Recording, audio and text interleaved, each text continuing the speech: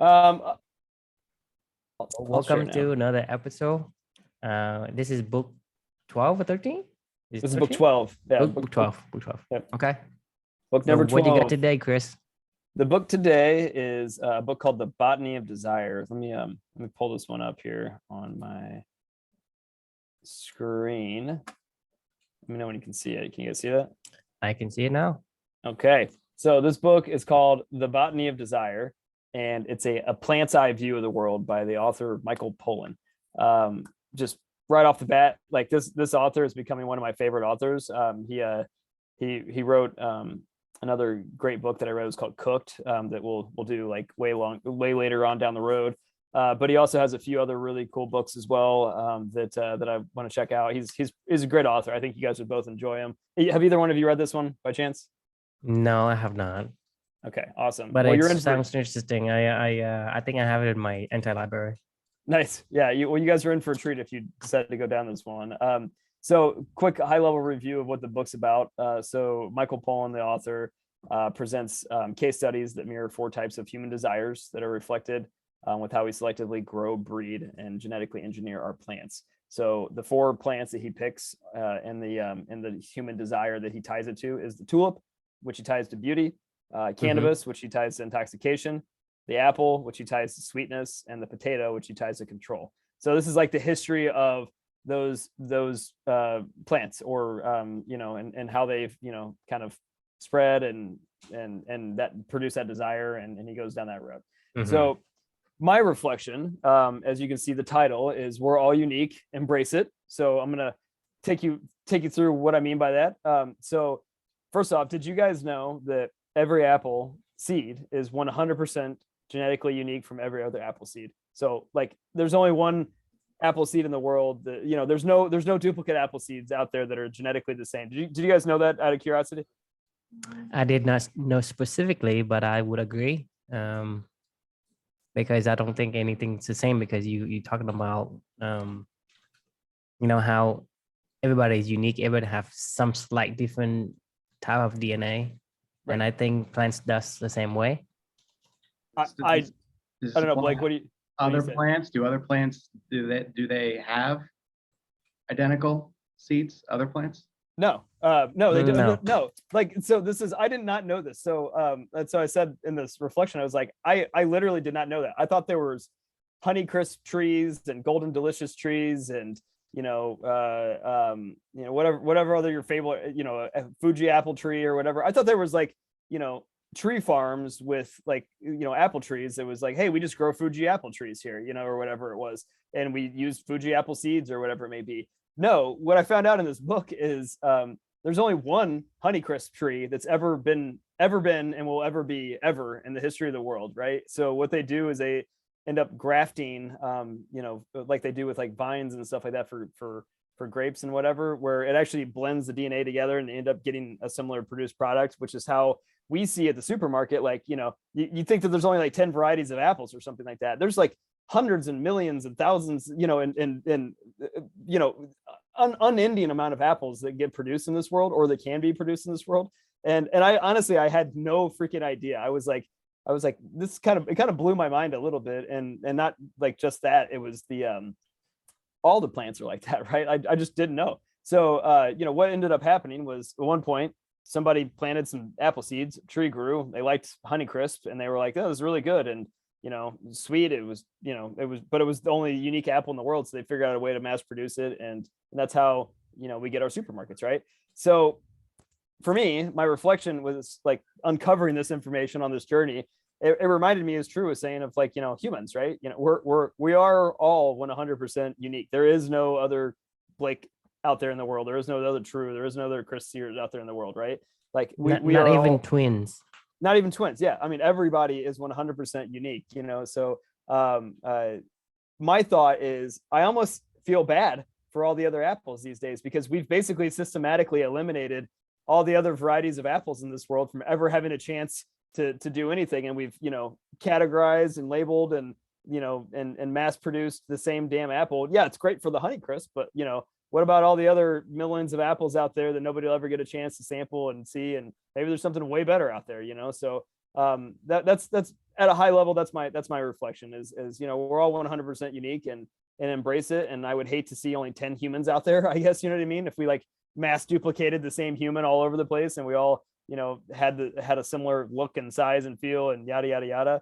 I just feel like we should all embrace our uniqueness and that's something to be proud of. Right. So the question for you guys is, well, I guess, what are your thoughts on that at a high level? And then the question for the day is, what makes you guys unique and, what are your thoughts around that? Well, one thing that sticks out to me is I think society kind of almost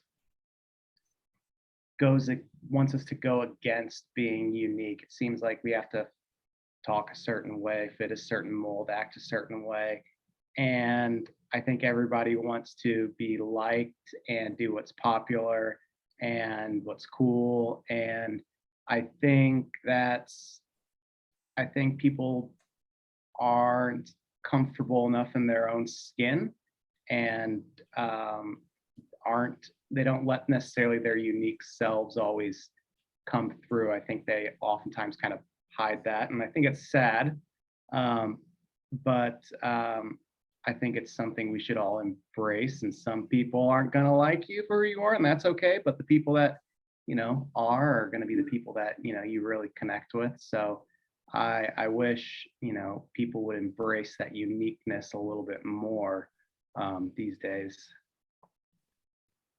I agree. I mean, I hate the fact that we have to feel like we have to conform and label. We're so obsessed with like organization and labeling and all the other things that we do in this world and trying to make things into this nice, consistent, end product. And like, that's not how the universe works. I wish, I mean, I don't know. I echo what you're saying. I wish everybody had the ability to be unique, but in an ecosystem where we could all thrive, so to not take away that uniqueness, because you could be missing that. I don't know. I'm sure there's another apple out there that's way better than Honeycrisp. That's my favorite apple, but like, I mean, I'm sure there is, but I didn't even know they existed. Like, so like, shame on me, like, and I want to go out there and find one.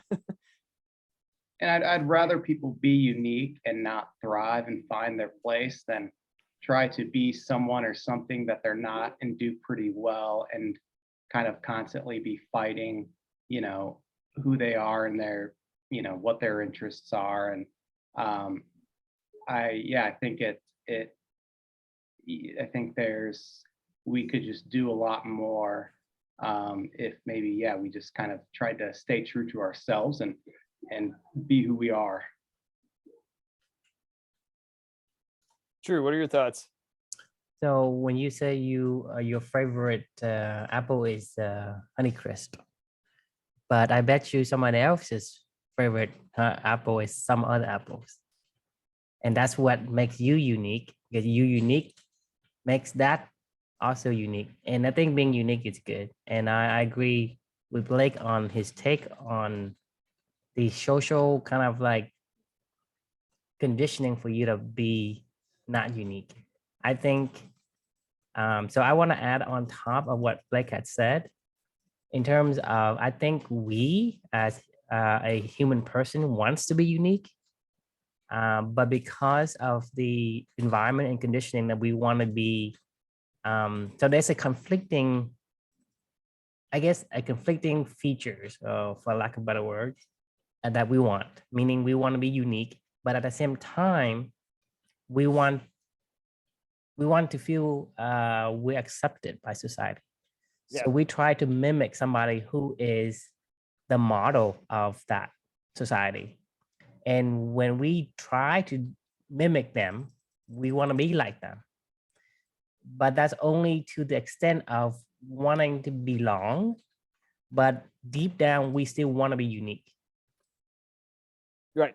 Yeah, exactly. It's a weird polarity, I guess, if you will, because you're right. I mean, one of our things that we do really, really well is mirror each other, and we also are really good at labeling stuff, like. But I think, I mean, that, But I think that the question going forward is, should you be like somebody that is ideal, or you want to be unique going forward? And I think I would pick the option of being unique, because when we want to be like someone else. Back in the old days when we have small tribe and we don't want to be left behind, we try to mimic the leaders. We will want to mimic the guy who has the most, I guess, popularity to be accepted by them, so that we don't get the fear of left behind.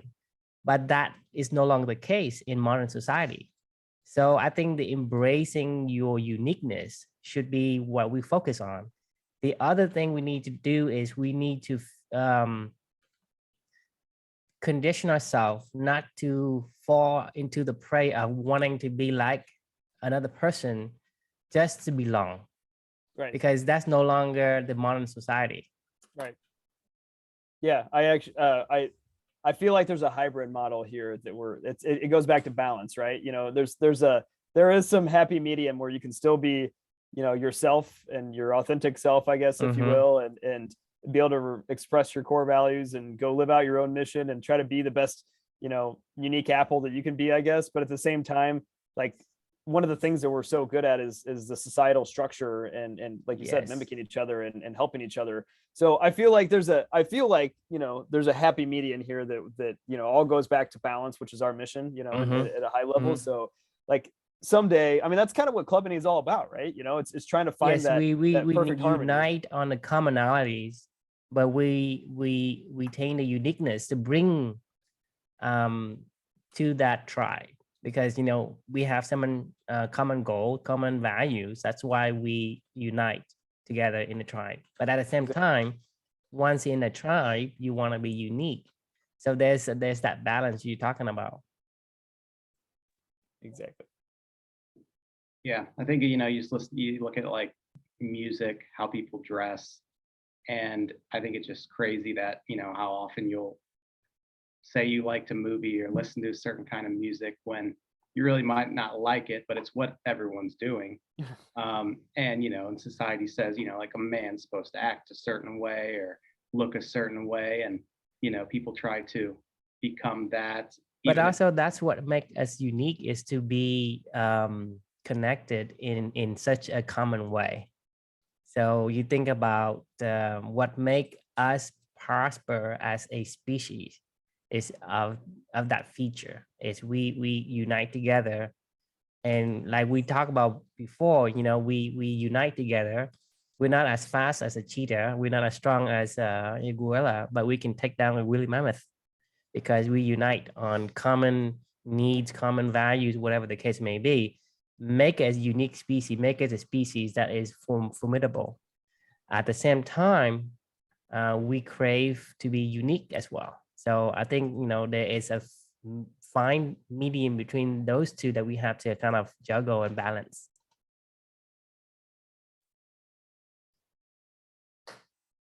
Good stuff. You agree? You disagree? Oh, I thought, yeah, Blake, I think that was you.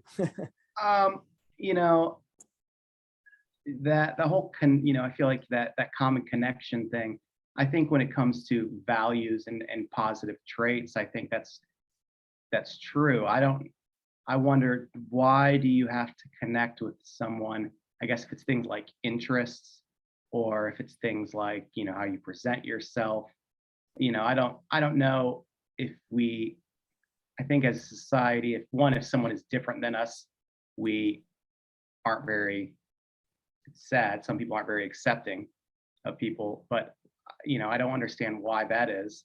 But I think that should be okay to, you know, like a different style, or talk a different way, or have a different interest or a different opinion on a book, and say like, oh, whoa, you think differently than me, well, we can't be friends. But, you know, I think there should, I wish there was still a way to say, have a discussion and come together, even though you don't have the same view on something. So there needs to be a common thread. There needs to be a common shared value or purpose or mission or something like that we're all going after, that could be a foundational element to then allow that other person to survive and thrive and be unique in that environment. And I mean, I think that's the balanced, you know, equation of all this stuff at the end of the day. So I mean, I think we're on the right page. I think we all I just finished a book this weekend. It was called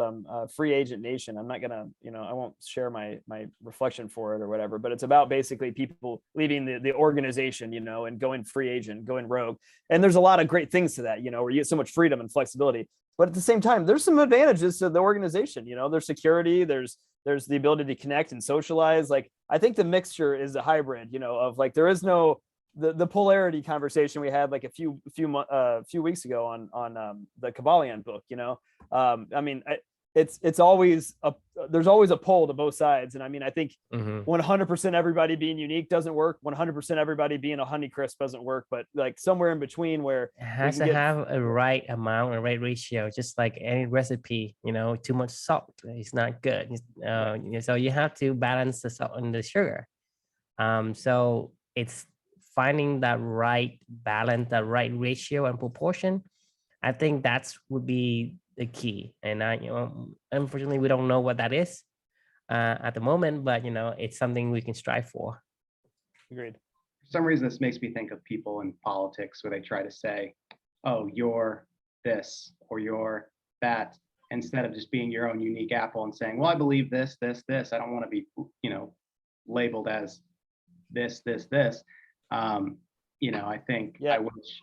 But we all have the same fundamental underlying principles of life, liberty, and the pursuit of happiness under the Declaration of Independence. So as long as we all agree that that's cool, then yeah, be your own unique apple in that environment, right? Like, but you have to have some sort of a baseline, yes. Like alignment. You know what I mean? A little bit of commonalities, a little bit of uniqueness. That's the formula.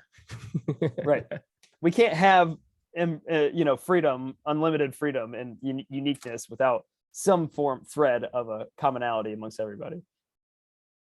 Yep. And shared security. With great power comes great responsibility. That's what Uncle Ben said.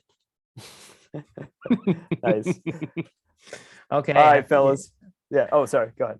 I guess with that, we bid you adieu and comment, make some comments if you feel like you have something to say. Love it. Thanks, guys. All right. We'll see you next time.